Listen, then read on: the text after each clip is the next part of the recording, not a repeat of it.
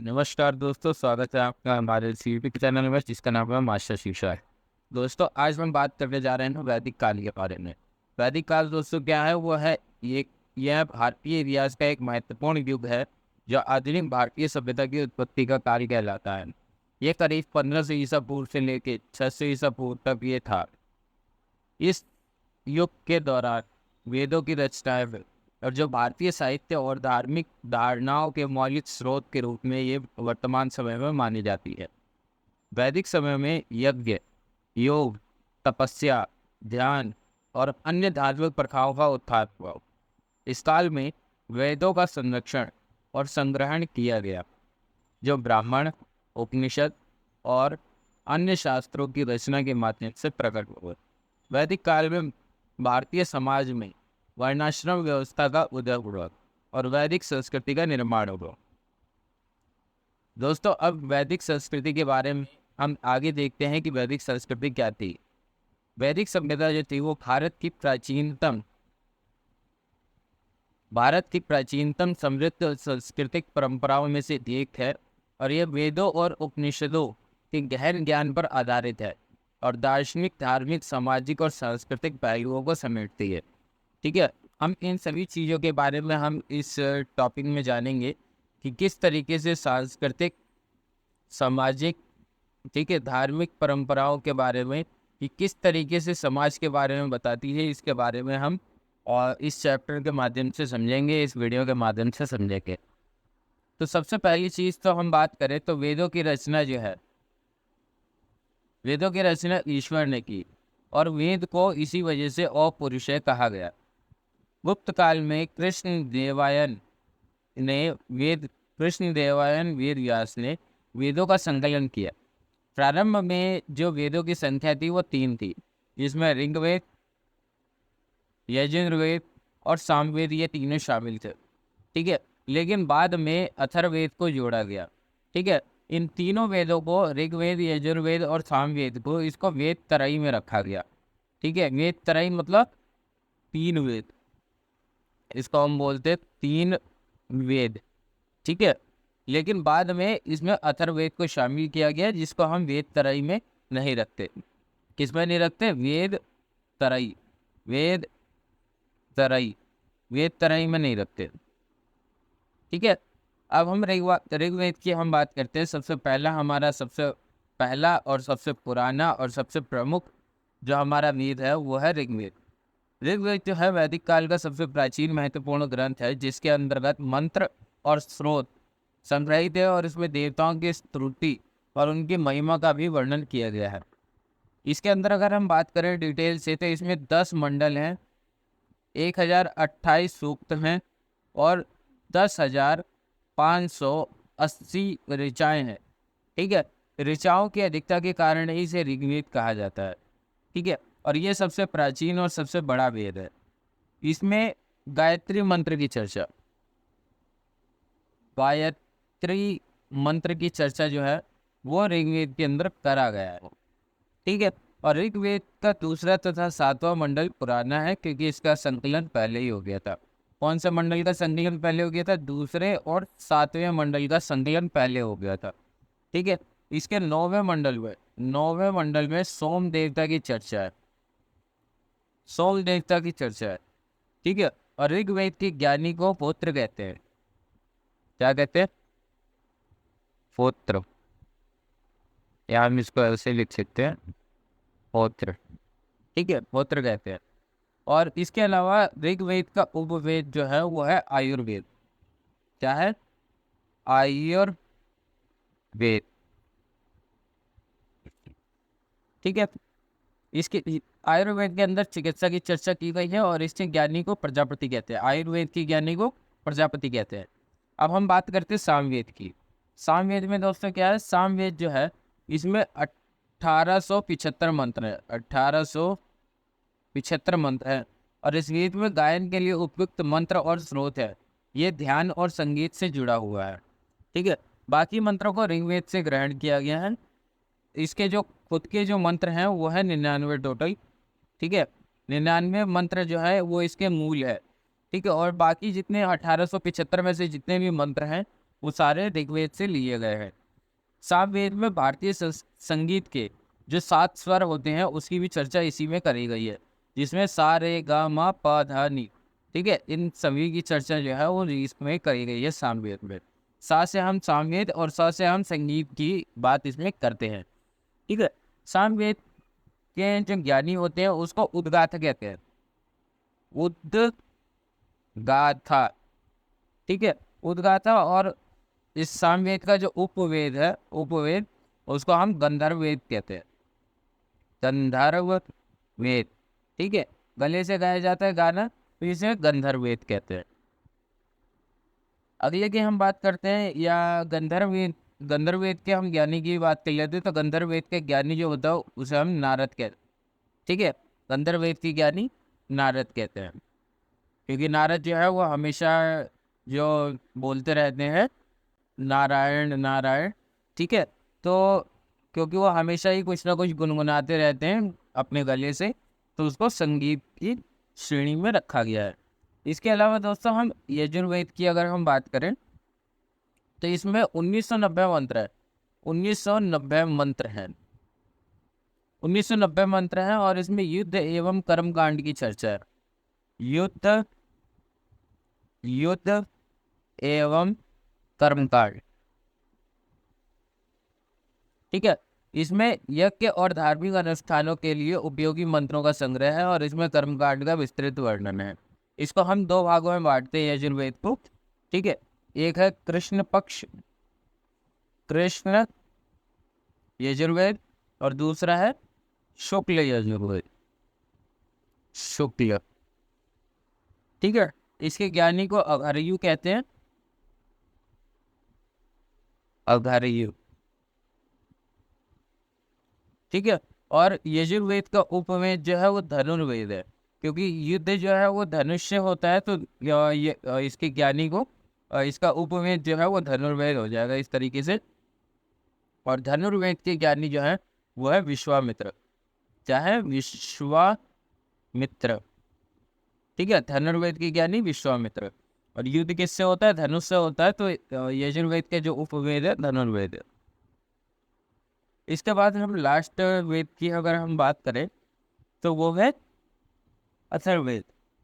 अथर्ववेद जो है इसकी रचना सबसे बाद में हुई, और इसी को ही हम उत्तर वैदिक काल बोलते हैं, ठीक है। इसके अंदर 6000 मंत्र हैं। कितने? 6000 मंत्र हैं। और इसके अंदर जादू टोना वशीकरण औषधि विज्ञान और शरीर रचना से संबंधित विषयों का वर्णन किया गया है, और यह चिकित्सा शास्त्र का एक महत्वपूर्ण स्रोत माना जाता है, ठीक है। इसके अंदर जादू टोना वशीकरण की चर्चा की गई है। अब हम बात करते हैं आर्यणक की बात कर लेते हैं पहले। आर्यणक क्या होते हैं दोस्तों? कि वेदों का अध्ययन करने के लिए ब्राह्मणों ने आर्यणक ग्रंथों की रचना। इसका मतलब यह है कि वैसी पुस्तक जिसकी रचना जंगल में की गई हो उसको आर्यणक कहते हैं। आर्यणक की अगर हम बात करें फिर ये ऐसी पुस्तक जिसकी रचना जो है वो जंगल में करी गई, ठीक है। और ये सारे जो है वेद, हमारे जो तीनों वेद थे हमारे ऊपर, तीनों वेद कौन कौन से? ऋग्वेद, यजुर्वेद और सामवेद, ठीक है। ये तीनों वेदों के जो आरण्यक हमें मिले हैं वो तीनों वेदों के क्या मिले हैं? आरण्यक, ठीक है। लेकिन अथर्ववेद को कोई भी आरण्यक नहीं मिला है। अथर्ववेद को छोड़कर सभी पुस्तक जो है वो आरण्यक है। अब हम बात करते हैं वेदांग। वेदांग और उसके प्रकार की बात करेंगे। तो वेदांग क्या होते हैं? वेदों को भली भांति समझने के लिए वेदांग की रचना करी गई। वेदांग शब्द का अर्थ है वेदों का अंग या वेदों का परिपूरक ज्ञान। ये 6 प्रकार के होते हैं, जिसमें शिक्षा, कल्प, व्याकरण, निरुक्त, छंद और ज्योतिष, ठीक है। इसको हम इस ट्रिक के माध्यम से समझ सकते हैं, जिसमें है ब्याजो, फिर निशी, फिर कच्छ, ठीक है। व्या से व्याकरण, व्याकरण, ठीक है। व्या से व्याकरण, फिर इसके बाद जो से ज्योतिष, ठीक है। नी से निरुक्त, निरुक्त, फिर सी से शिक्षा, फिर क से कल्प, और छ से छंद। ठीक है। व्याकरण जो है, व्याकरण की जो पुस्तक है हमारी, वो है अष्टाध्यायी, जो कि पाणिनि ने लिखी थी। इसके बाद हम ज्योतिष की बात करें तो ज्योतिष जो है वो बृहत संहिता, जो कि हमारा सबसे बड़ा ज्योतिष विज्ञान है, जो कि वारामिहिर ने लिखा था। निरुक्त की अगर हम बात करें तो उसको निरुक्त शास्त्र कहते हैं। शिक्षा शास्त्र भी होता है, कल्प शास्त्र होता है, और एक छंद शास्त्र होता है। ठीक है। ये हमारे कुछ 6 प्रकार के वेदांग है। ठीक है। और वेदों को समझने और उनका अध्ययन करने में ये मदद करते हैं। प्रत्येक वेदांग का अपना महत्वपूर्ण स्थान है, और वेदों के पूर्ण ज्ञान के लिए इनका अध्ययन आवश्यक है। अर्थात अगर जब तक आप इनकी वेदांगों के बारे में नहीं पढ़ लेते, तब तक आप वेदों को ठीक तरीके से नहीं समझ सकते। इसके बाद दोस्तों हम बात करते हैं वेदों के ज्ञानी, उनके ब्राह्मण ग्रंथ और उसके उपवेद। ठीक है। तो वेदों का गहन अध्ययन करने वाले विद्वान ब्राह्मण वेदों के ज्ञानी कहलाते थे, और इन्होंने वेदों का अर्थ और व्याख्या करके उसे लोगों तक पहुंचाया। ब्राह्मण ग्रंथ वेदों के व्याख्या ग्रंथ है, जिसमें वेदों का गहन अर्थ और विस्तृत जानकारी दी गई है। वेदों के साथ साथ उपवेद भी हैं, जो वेदों के विशेष क्षेत्र में होते हैं। उपवेद के अध्येता वे महत्वपूर्ण माने जाते हैं। ठीक है। इसके बाद हम पुराण की बात करते हैं। आरण्यक की बात हमने पहले ही कर चुके हैं। ये ज्ञानवर्धन होते हैं। आरण्यक ग्रंथ वेदों की गूढ़ अर्थ व्याख्या और उपदेश प्रदान करके ज्ञान का विस्तार करते हैं, और आध्यात्मिकता का ये प्रतीक भी माने जाते हैं। आरण्यक इन वैदिक ग्रंथों में वैदिक दर्शन, मंत्र, यज्ञ, उपासना के गूढ़ पक्ष को समझाया गया है। अब हम वैदिक साहित्य उपनिषदों की बात करते हैं। ठीक है। तो उपनिषद से पहले हम पुराण की अगर हम बात करें, इसके अंदर पुराण हमने पीपीटी में नहीं बनाया। तो पुराण जो है वो, इसकी रचना जो है महर्षि ऋषि तथा उग्र श्रवा ने करी थी, और इसकी संख्या जो है 18 है। किसकी संख्या 18 है? पुराण की। पुराण जो है 18 है, और महर्षि ऋषि तथा उग्र श्रवा ने इसकी रचना करी। इसे 5वां वेद कहते हैं। 5वां वेद या वेदों का वेद कहते हैं। और इससे, पुराण से हमें प्राचीन राजवंशों की जानकारी मिलती है। प्राचीन राजवंशों में कौन? जिसमें मौर्य वंश की इसकी जानकारी मिलती है विष्णु पुराण से। विष्णु पुराण, विष्णु पुराण से मौर्य वंश। ठीक है। मत्स्य पुराण है एक, मत्स्य पुराण। मत्स्य पुराण से हमारे सातवाहन वंश की जानकारी मिलती है, और इसमें विष्णु भगवान के 10 अवतार की भी चर्चा करी गई है। फिर इसके बाद हम बात करते हैं वायु पुराण। वायु पुराण में इसमें गुप्त वंश की जानकारी मिलती है। गुप्त वंश की जानकारी मिलती है, और इसी के अंदर लिखा हुआ है कि समुद्रगुप्त का जो घोड़ा था वो 3 समुद्र का पानी पीता था। अर्थात अगर हम भारत के दक्षिण में देखें तो इधर समुद्र और नीचे भी समुद्र, तो यानी पूरे दक्षिण भारत पर जो गुप्त वंश है उसका कब्जा जो है वो माना जाता है। ठीक है। क्योंकि उस समय जो है वो घोड़ा जो है, ये माना जाता है कि 3 समुद्र, घोड़ा जो है वो पानी वहीं का पी सकता है जहाँ तक उसका एरिया जो है वो उसके अंडर में हो। तो समुद्रगुप्त का जो घोड़ा था वो तीनों जगह से पानी पी सकता था। ठीक है। मतलब इसका मतलब यह है कि पूरा दक्षिण भारत जो है वो गुप्त वंश के अधीन था। इसके बाद उपनिषद की बात करते हैं हम। ठीक है। वैदिक साहित्य में उपनिषद आता है। इसका अर्थ होता है गुरु के समीप बैठकर ज्ञान प्राप्त करना, और यह ब्राह्मणों के विरुद्ध राजपूतों की एक प्रक्रिया मानी जाती है। वैदिक साहित्य में उपनिषद का विशेष महत्व है, और उपनिषद वैदिक ज्ञान के गहरे और भावनात्मक पक्षों को प्रस्तुत करता है। ये वैदिक वाङ्मय की गहनतम और पवित्रतम कृतियां हैं, जिसमें ब्रह्म और आत्मा के रहस्य का खुलासा किया गया है। ठीक है। ये बेसिकली ब्राह्मणों के विरुद्ध राजपूतों ने शुरू किया था। ठीक है। राजपूतों का यह मानना था कि क्योंकि राजपूत जो थे बेसिकली वो ज़्यादातर युद्ध वगैरह क्षेत्र में रहते थे, ठीक है। अर्थात राजपूत जो थे वो ज़्यादा क्षत्रिय थे, तो उन्हें ये नहीं पता था कि उन्हें किसे बचाना है और किसे मारना है। तो इस वजह से इन्होंने उपनिषद की जो है शुरुआत करी और गुरु के समीप बैठकर ये ज्ञान प्राप्त करने लग गए, ठीक है। उपनिषद की संख्या जो है वो 108 उपनिषद है हमारे, लेकिन 13 उपनिषद को ही मान्यता प्राप्त है, जिसमें से बृहद नारायण उपनिषद, बृहद नारायण उपनिषद जो कि सबसे बड़ा है।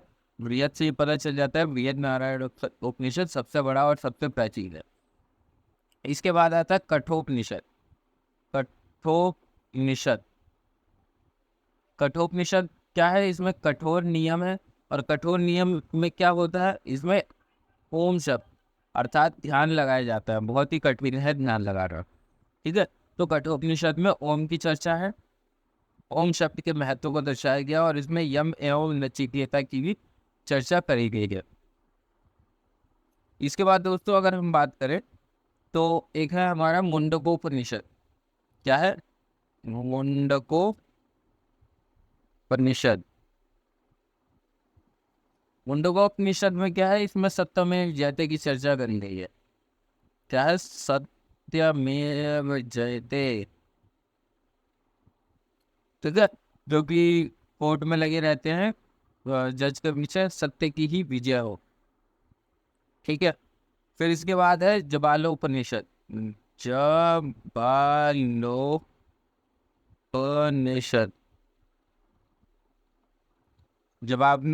जबालोपनिषद इसमें किसकी चर्चा है? त्रिमूर्ति की।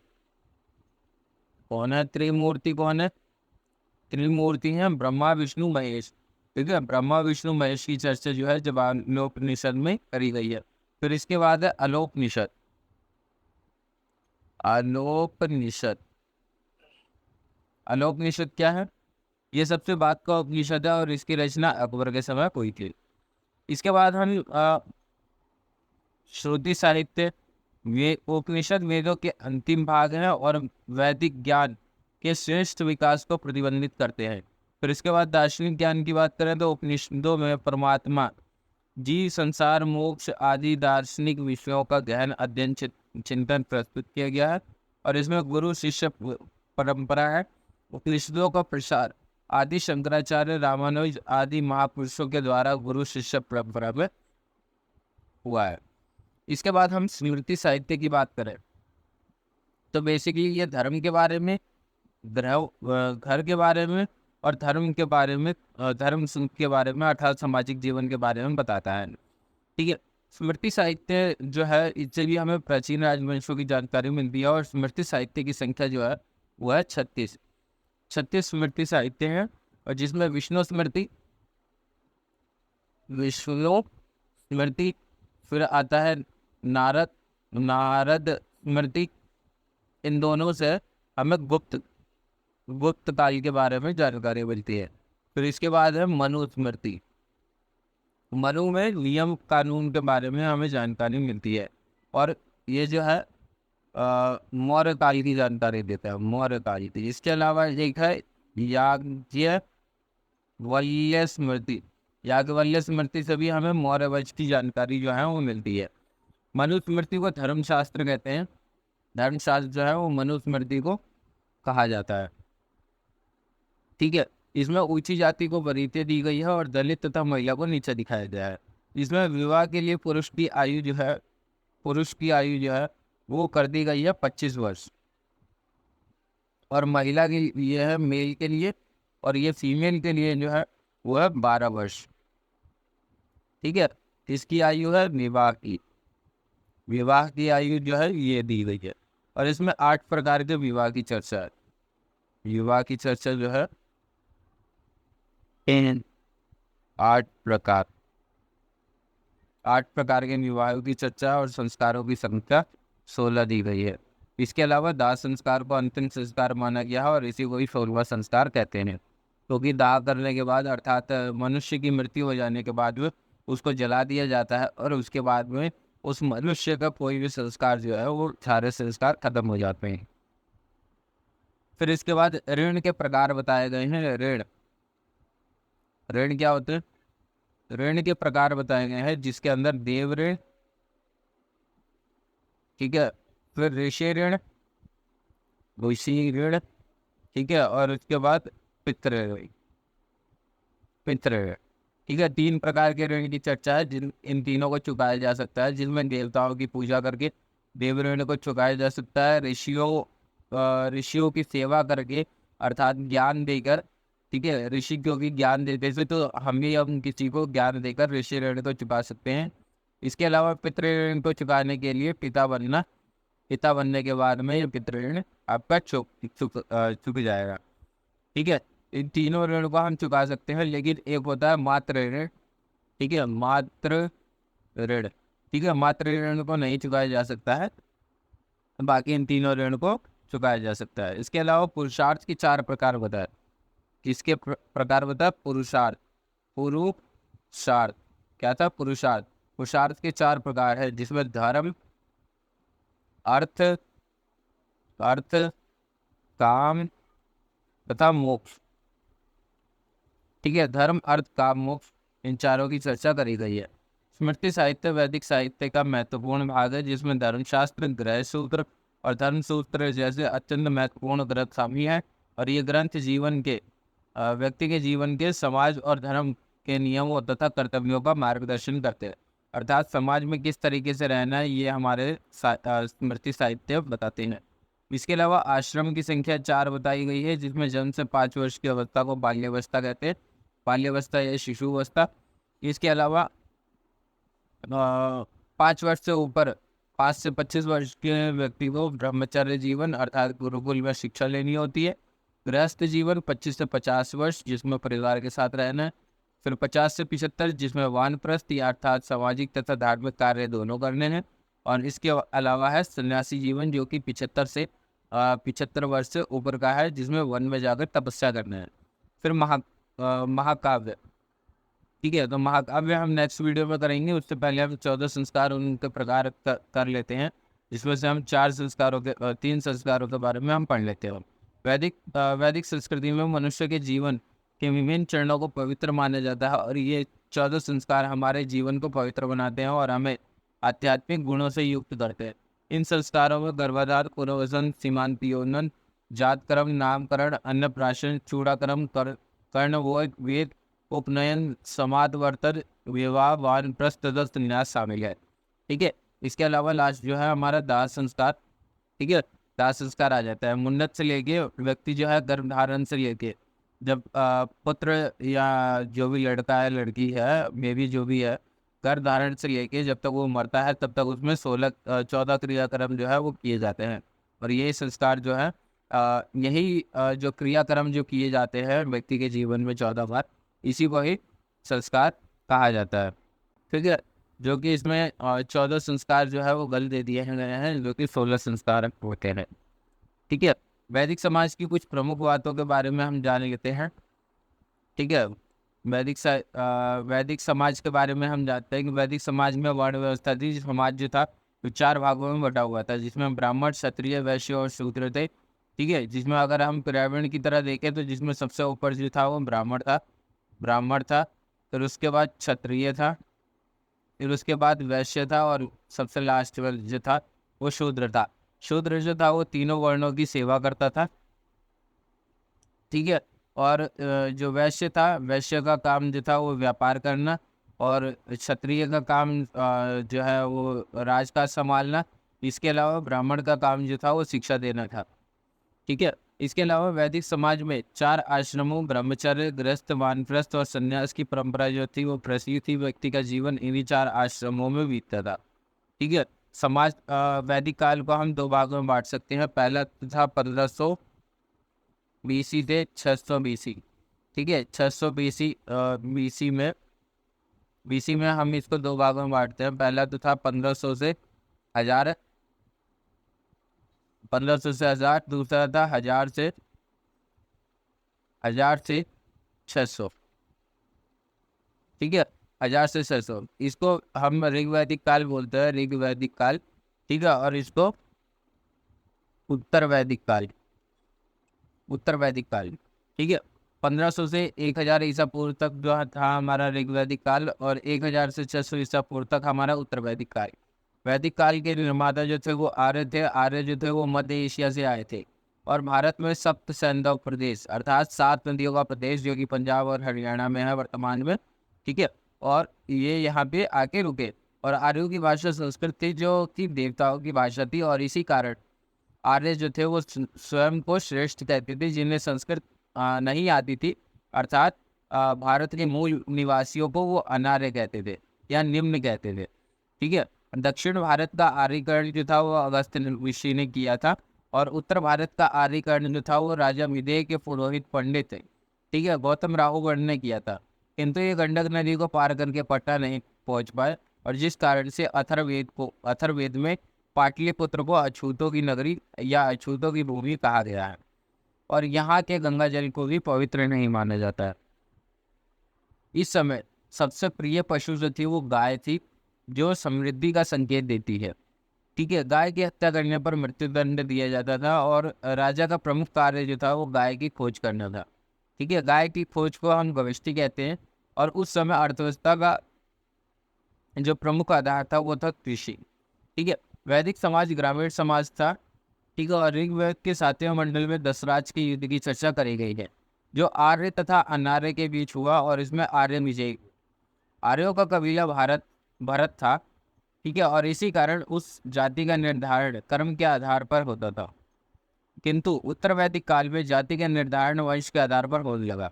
उत्तर वैदिक काल में ही लोहे की खोज हुई थी, और यही लोहे की खोज जो है आगे चलकर मगध साम्राज्य, अर्थात अगर हम 16 महाजनपदों की बात करें, तो इनके उदय में लोहे की खोज ने बहुत बड़ा योगदान दिया, ठीक है।